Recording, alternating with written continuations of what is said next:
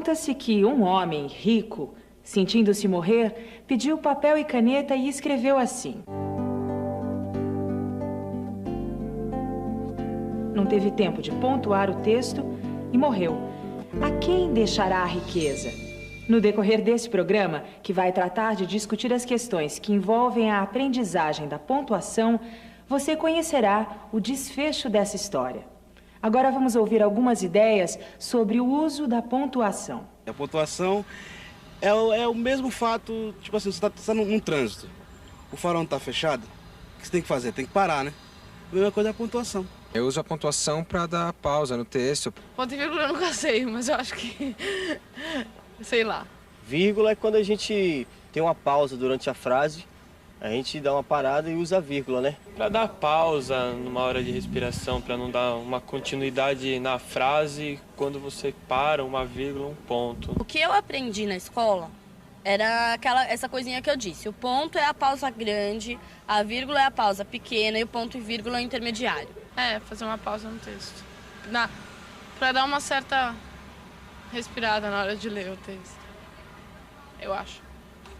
Mas será que o uso dos sinais de pontuação tem realmente a ver com pausas e com respiração? Será que existem regras estritas para pontuar? Afinal, o que é a pontuação e para que serve? E como a escola tem ensinado esse conteúdo?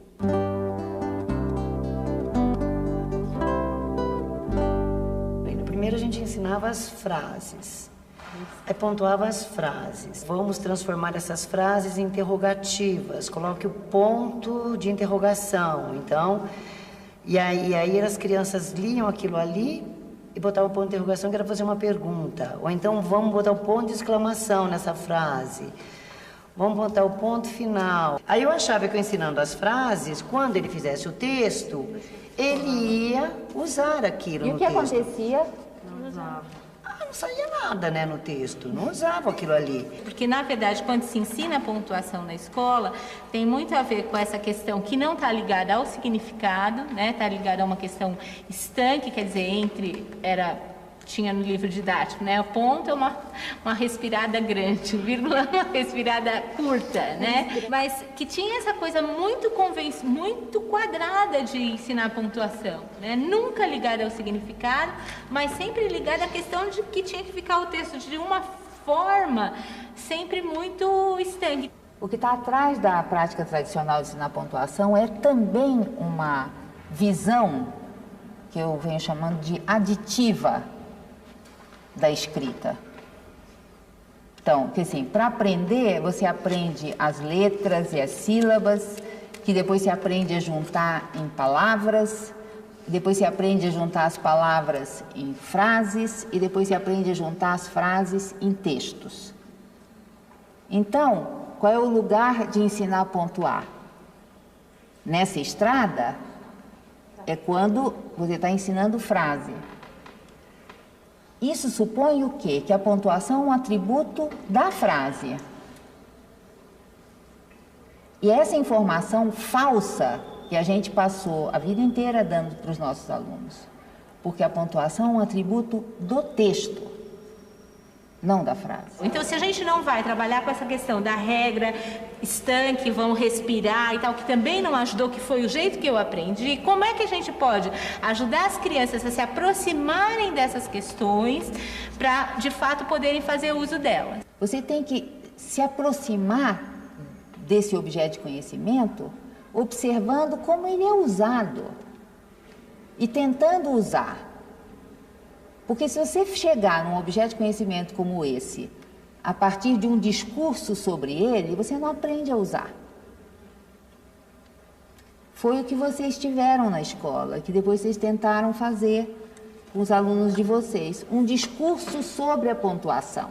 Vamos então verificar como as professoras do grupo Referência estão revendo as formas de ensinar esse conteúdo. Começaremos com a classe da professora Valéria, em uma atividade planejada em parceria com a professora Rosângela.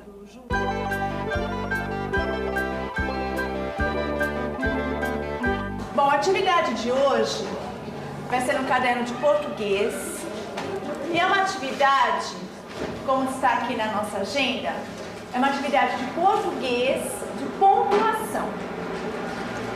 Então a professora vai distribuir para vocês uma piada sem pontuação nenhuma. Fica difícil de entender uma piada sem pontuação. Então vocês vão estar discutindo na dupla a melhor maneira de estar pontuando essa piada. Escreve aqui do lado de você. Hoje é dia 8. Você ainda não passou?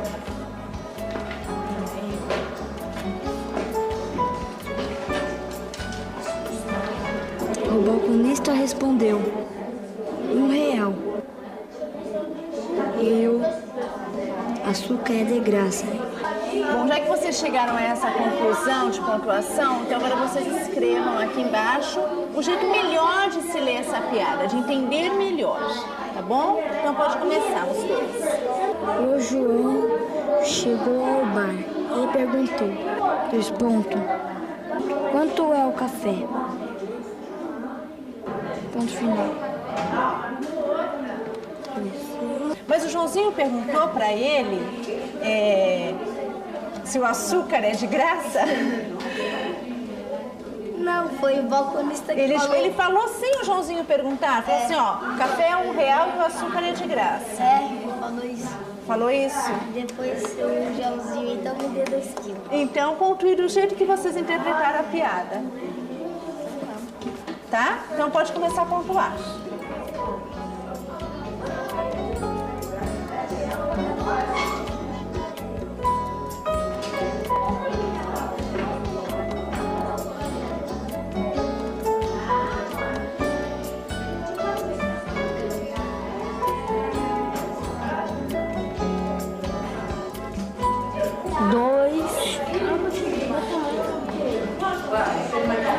Estou chegando aqui. Então aqui nós temos o autor e o balconista só nessa piada. Não, tem mais.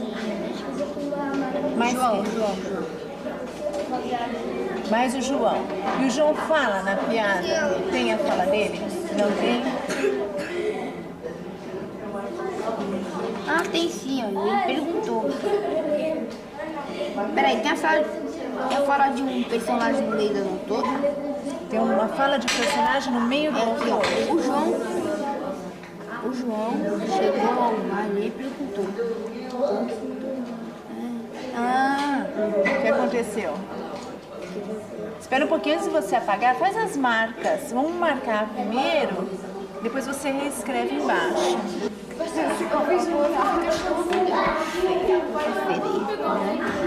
Pode, o dedo.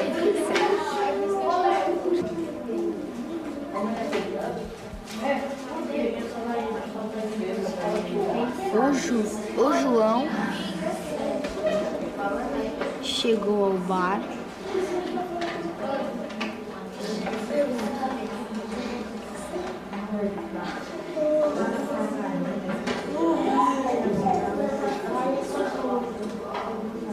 e perguntou.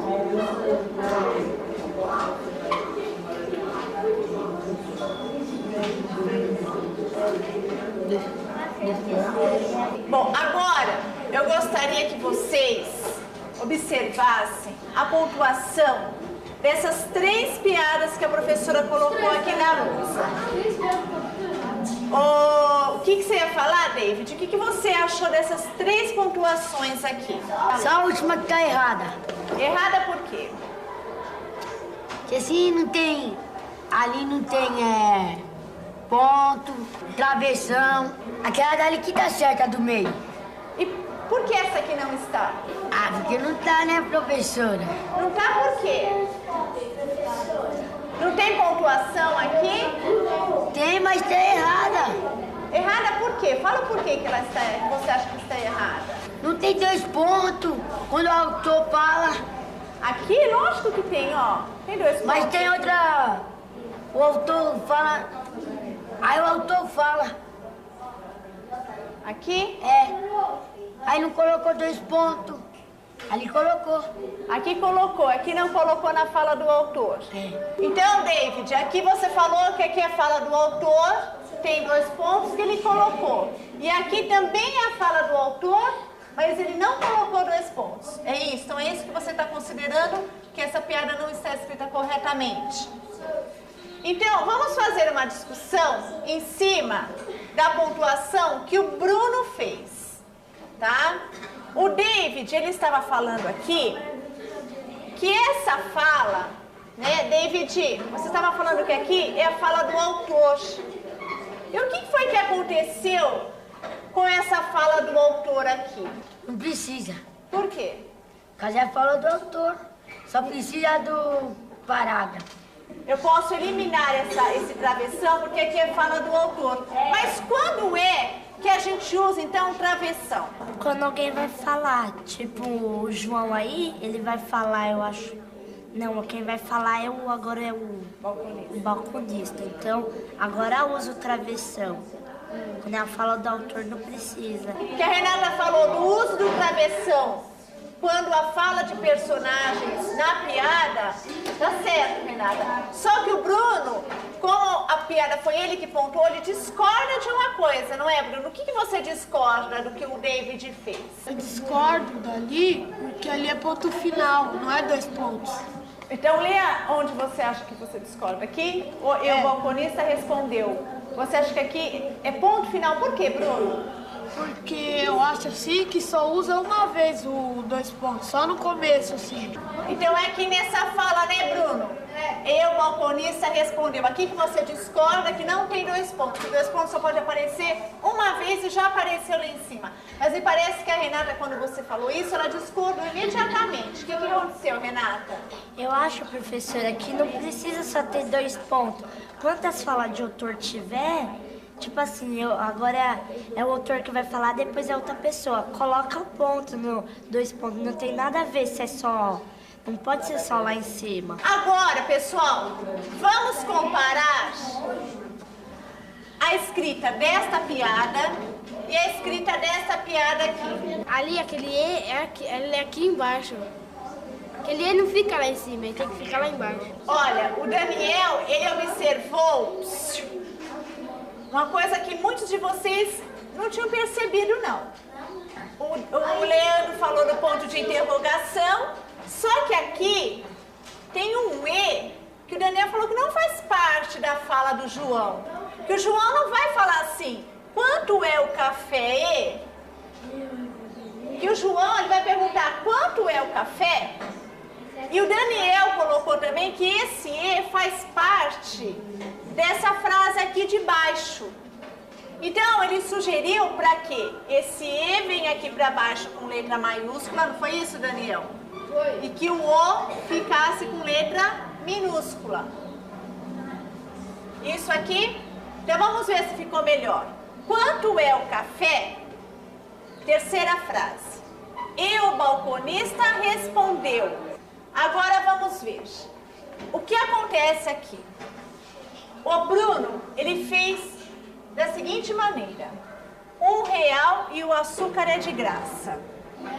A Renata já fez diferente. Ela colocou R$1 e o açúcar. Olha, aqui, o que aconteceu? A Renata, ela colocou a fala do João, a fala do balconista, né, respondendo R$1. E do João perguntando, e o açúcar? Só que o Bruno, ele fez uma interpretação diferente, que também está correta. Ele fez a seguinte interpretação. O balconista respondeu, R$1 e o açúcar é de graça. Agora o que a gente tem que estar discutindo é qual das duas piadas, tá? Fica mais engraçada de se ler. Que quando a gente for, a gente pode até colocar essa piada lá no nosso mural para os alunos lerem. Vocês podem levar para casa, para os familiares lerem. Mas qual das duas fica mais engraçada? Com essa pontuação, com essa interpretação ou com essa pontuação e com Vamos ver na sala da professora Márcia uma proposta semelhante a essa, só que utilizando um texto literário.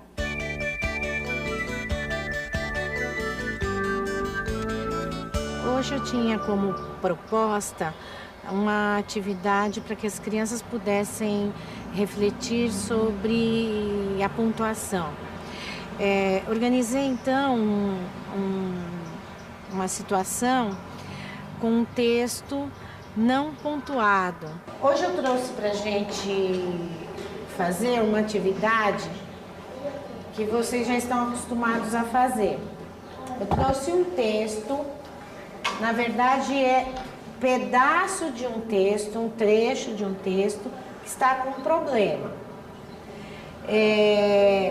Vocês vão ter que ler e tentar descobrir primeiro qual é o problema, o que foi que eu esqueci de fazer nesse texto. Este texto eu coloquei com letra de forma que era para não dar pistas para as crianças com relação à letra maiúscula, né?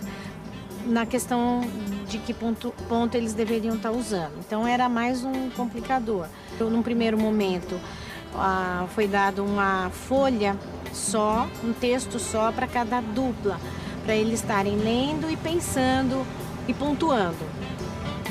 Primeiro eles teriam que discutir, descobrir qual era o problema que o texto apresentava, o que é que estava faltando. Isso foi rápido, eles perceberam que faltava pontuação.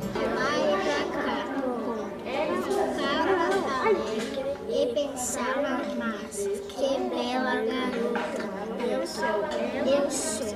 E quando voltava para casa, tomava um gole de vinho, só de alegria. E que não precisava, que é vírgula. Eu acho que aqui é vírgula.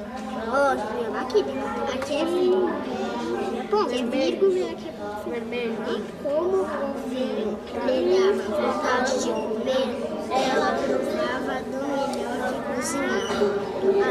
Até se fartar e dizia: precisa saber a cozinheira precisa saber qual é o sabor da comida. Depois a gente discutiu no coletivo, coloquei o texto na lousa e nós fomos discutindo como é que cada dupla tinha resolvido esse problema e fomos chegando num acordo. Olha, o Adalto disse que colocou uma vírgula aqui. Ficava alegre e pensava.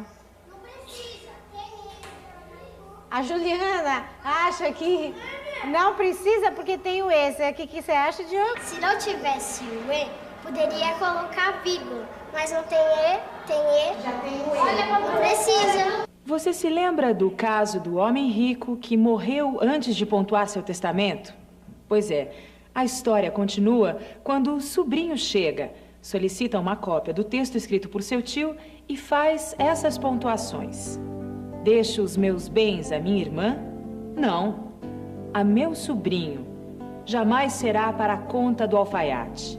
Nada aos pobres. Isso parece que vai longe, mas vamos voltar à nossa discussão. Resgatar um pouco da história da escrita nos ajuda a compreender qual concepção sobre o ensino da pontuação fundamenta as práticas dessas professoras. Na origem, quem pontuava não era o escritor, era o leitor. E ele pontuava porque a escrita, a ideia de leitura na antiguidade, não existia essa ideia de que você lê com os olhos. Ler era ler em voz alta. O texto não tinha nenhuma organização visual.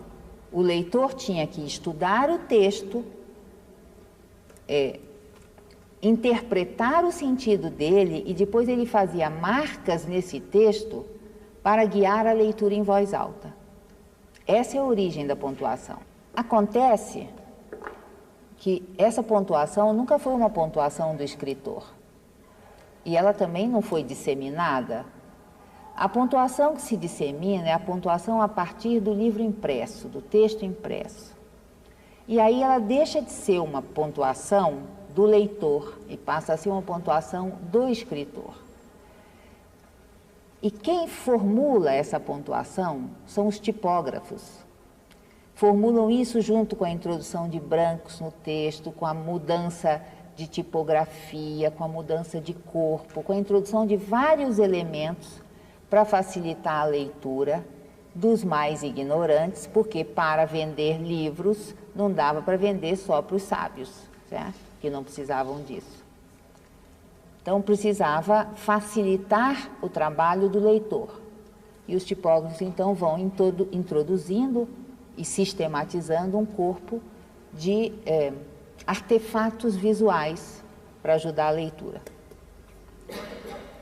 Se você toma essa pontuação dos tipógrafos como referência, é uma pontuação não para falar, portanto não tem nada a ver com pausa, é uma pontuação para o olho. E aí os sinais de pontuação assumem um caráter muito particular. Eles são separadores. Todos os sinais de pontuação têm uma função separadora. A concepção com a qual eu estou trabalhando é a que foi enunciada por um historiador chamado Parkes. E ele conta que ao longo da história da escrita na humanidade, em um determinado momento, além das letras, começaram a aparecer outros elementos no texto escrito que tinham função de orientar a leitura. E ele chama isso de gramática da legibilidade. A nossa questão fundamental é compreender que papel tem a pontuação na produção do texto. E aí é que eu acho que que é preciso ter essa visão global para poder chegar no específico aqui. Se você pensa que a pontuação é um atributo da frase, você escreve e depois você pendura a pontuação no texto. Se você pensar que a pontuação é um instrumento para produzir coesão textual, aí a sua compreensão do papel da pontuação é outro. A pontuação é um recurso da produção de texto.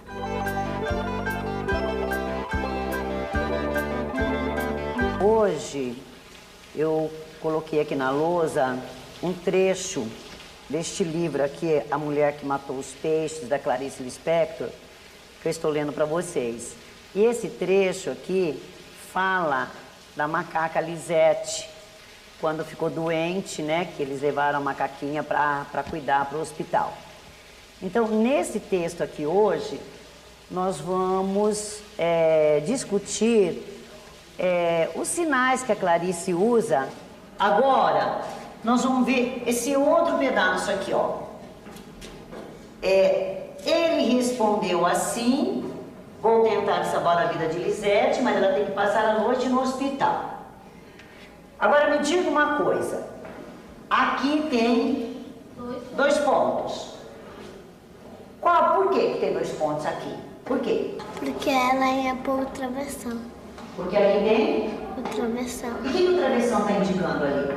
A fala. A fala. Vamos lá, gente. Dá uma olhadinha aqui. Aqui ela usou 2 pontos, porque depois tem a fala aqui. Tem uma fala, está indicando uma fala. Tem o travessão e tem uma fala. Olhando para cá agora. E aqui, vamos voltar outra vez a esses 2 pontos? Qual que é a diferença desses 2 pontos aqui e desses 2 pontos aqui? Esse daqui é que tá a mulher que matou os peixes está explicando, e ali o médico vai falar. E a gente poderia escrever isso aqui sem os 2 pontos? Será, Bruno? Será que eu poderia escrever de outra maneira sem os 2 pontos? Eu poderia usar outra coisa aqui sem os 2 pontos? Leia lá o pedaço para ver como é que fica. O médico, então, disse uma coisa horrível. Que Lisete ia morrer.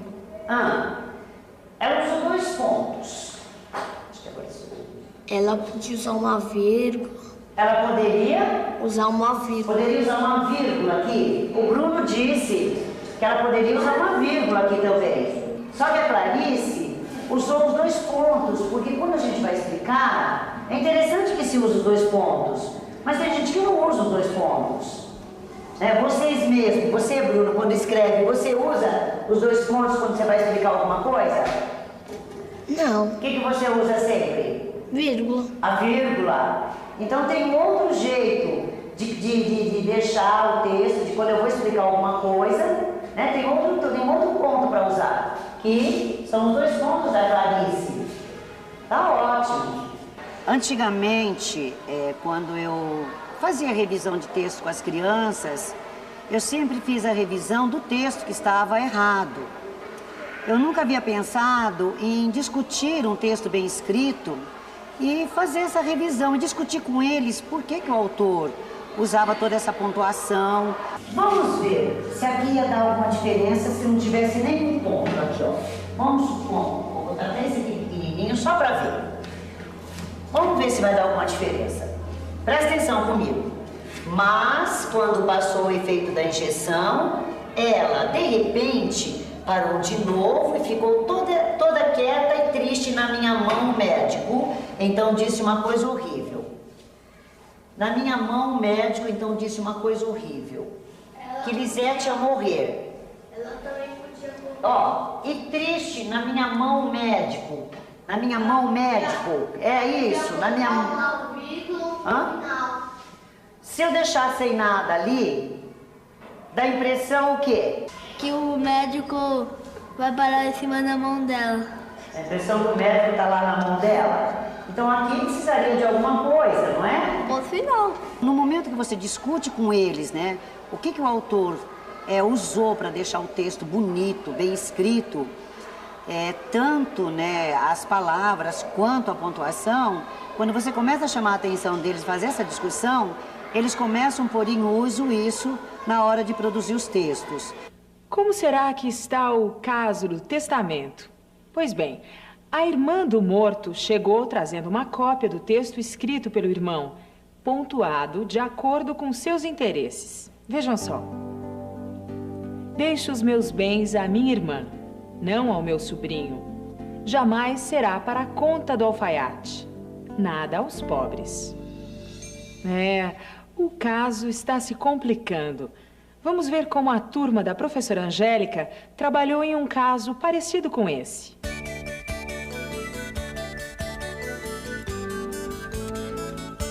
Vamos ver se vocês descobrem o mistério. O cartão era este. Este presente é para o meu neto, não para a minha neta. Não pense em dá-lo a Renata, minha melhor amiga. Não é para o meu filho, jamais será dado para a minha nora Elisa Sara. Claro, a avó havia esquecido de colocar os pontos. Agora, vocês vão estar recebendo este cartão aqui. Esse cartão não tem pontuação nenhuma. Então, em dupla, vocês vão colocar as pontuações que vocês acham corretas. Angélica, em parceria com a professora Rosângela, propôs que algumas duplas pontuassem o texto com a intenção de deixar o presente para o filho e outras com a intenção de deixar para o neto. Bom, dona Dirce e dona Ana, a gente tem que pontuar essa piada para deixar esse presente para o neto. Para o neto. Porque essa avó escreveu o bilhete, o cartão, mas não deixou a pontuação, né? Então vamos fazer uma coisa, eu vou perguntando e a gente vai discutindo junto para ajudar, tá bom? Tudo bem. Ó, vamos ler aqui no começo. Tá, quem lê? Este presente é para meu neto. Então ela quer deixar para o neto? Meu neto. Então tá. Então o que a gente vai pôr aqui depois de neto? Um ponto. Um ponto. Como chama esse ponto? O nome eu não sei. Ponto final. Ponto final. Ela disse: esse presente é para o meu neto. Mas tem uma coisa que a gente precisa fazer aqui antes. O que é? É a letra maiúscula. Letra maiúscula. Por que, dona Dirce, que tem que pôr letra começa uma frase. Porque começa uma frase e quando começa uma frase a gente usa o quê? A letra maiúscula. Letra maiúscula. maiúscula, isso mesmo, a letra grande, é maiúscula.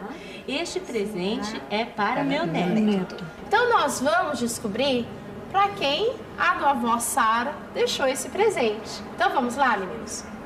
Este presente é para o meu neto? Não. Para minha neta? Também não.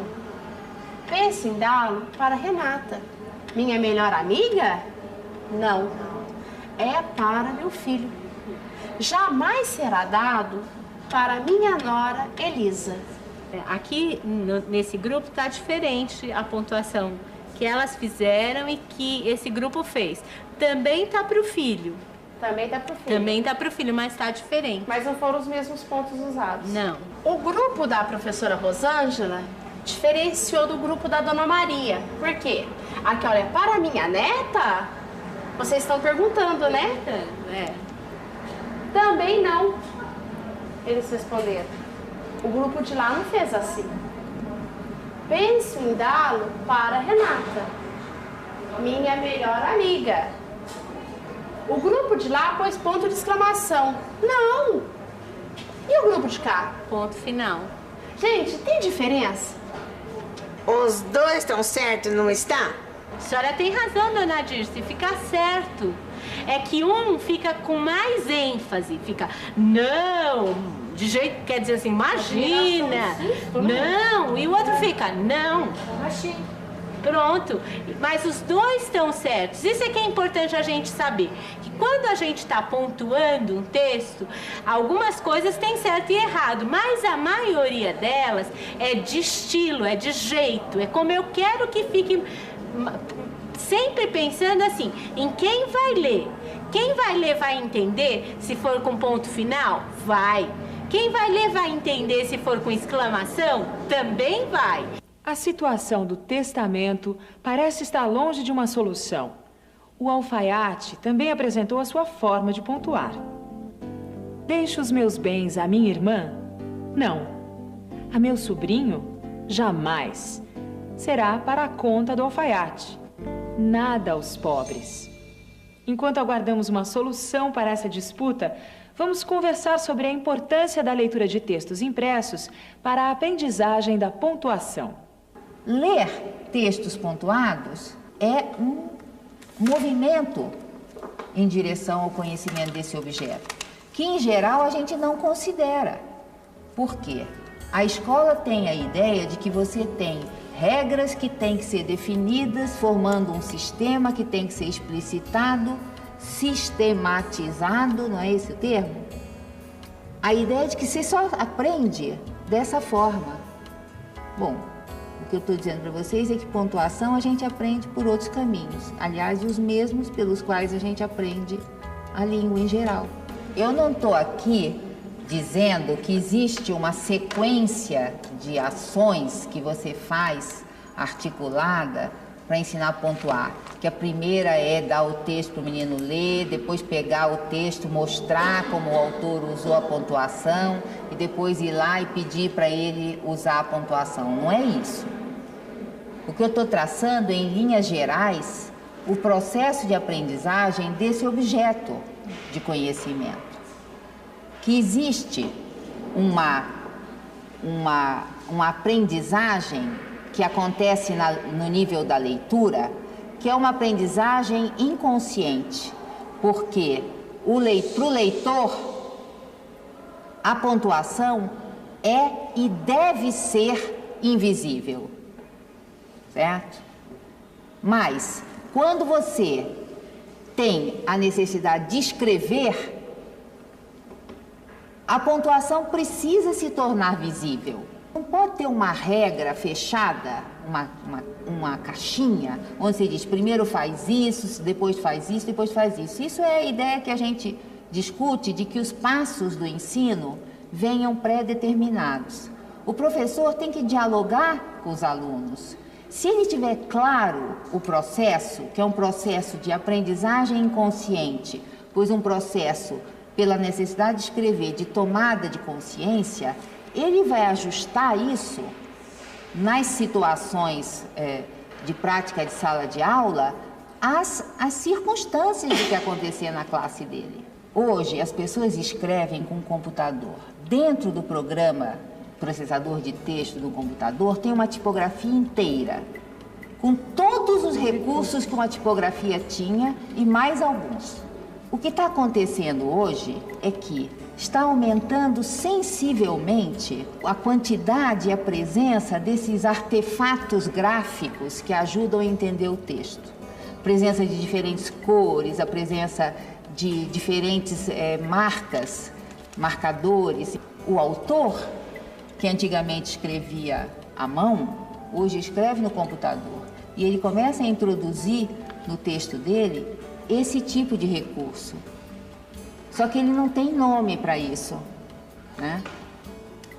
Como que a gente vai chamar isso, eu não sei. Eu prefiro chamar de gramática da legibilidade. Falta ainda saber quem ficou com a riqueza. O sobrinho, a irmã, o alfaiate. Vejam só, enquanto um juiz estudava o caso, chegaram os pobres da cidade. E um deles, tomando uma cópia do documento, pontuou assim: deixo os meus bens à minha irmã? Não. A meu sobrinho? Jamais. Será para a conta do alfaiate? Nada. Aos pobres. É isso aí.